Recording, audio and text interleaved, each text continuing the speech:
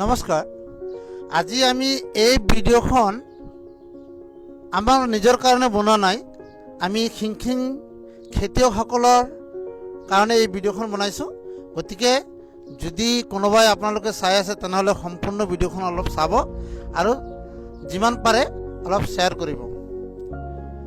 এই ভিডিঅ'খনৰ মাধ্যমত আমি হোজাই জিলাৰ ডিচিলৈ আমি অনুৰোধ জনাব বিচাৰিছোঁ আৰু এই অনুৰোধৰ মাধ্যমে আমাৰ হোজাই জিলাৰ ডিচি যেন আমাক খেতিয়কক অলপ সহায়ৰ হাত আগবঢ়াই দিয়ে সেই অনুৰোধ আমি জনাম। শ্ৰদ্ধেয় হোজাই জিলাৰ ডিচি মহোদয়লৈ খিংখিং গাঁৱৰ খেতিয়কসকলৰ অনুৰোধ যে আমাৰ গাঁৱৰ প্ৰায় কেইহাজাৰমান টন কেঁচা চব্জি অৰ্থাৎ জিকা, লেচৰা, জালি, কবি আদি চব্জিবোৰ লকডাউন মানি আছোঁ বুলি আমি নদীত পেলাই দিছোঁ, গৰুক খুৱাইছোঁ, পথাৰত পেলাই দিছোঁ।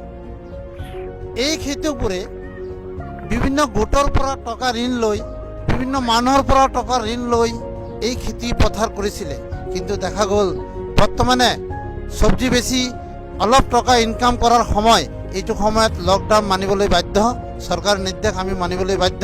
সেই অনুসৰি আমি মানি আছোঁ, খেতিয়কসকলে মানি আছে।